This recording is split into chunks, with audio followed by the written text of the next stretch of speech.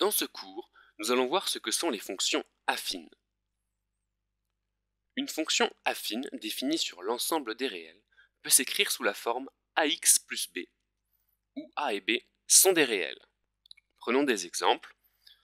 F de x égale 3x plus 2, 4x moins 1, ou encore moins 4x plus 9, ou 1 moins 2x sont bien des fonctions affines. En revanche, 3x carré plus 2, 4 sur x moins 1 et 4 racines de x moins 1 ne sont pas des fonctions affines. Et oui, on notera qu'il y a le x carré, le 4 sur x ou la racine carrée. Voyons des cas particuliers de fonctions affines qu'il faut connaître. Si b est égal à 0, alors f de x est égal à ax, f est appelée une fonction linéaire. Et si c'est a qui est nul, alors f de x égale b est une fonction constante. Voici des exemples. F de x égale 3x moins x ou 1 demi de x. Ce sont des fonctions linéaires. F de x égale 8, g de x égale moins 4, h de x égale 0 sont des fonctions constantes. On peut représenter graphiquement les fonctions affines comme toutes les fonctions. Eh bien, les fonctions affines sont représentées par une droite qui n'est pas parallèle à l'axe des ordonnées.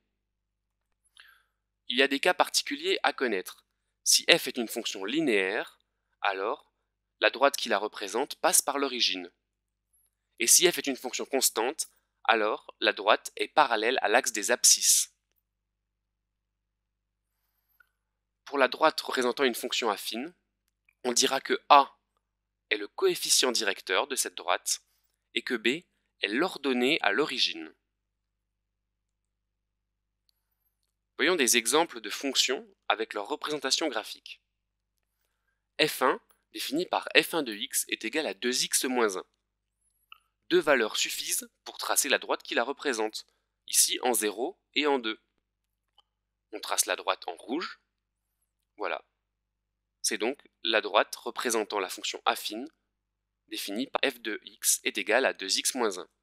Un autre exemple, f de 2x est égal à moins 3x.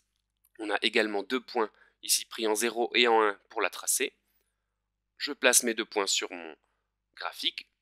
Je trace ensuite la droite.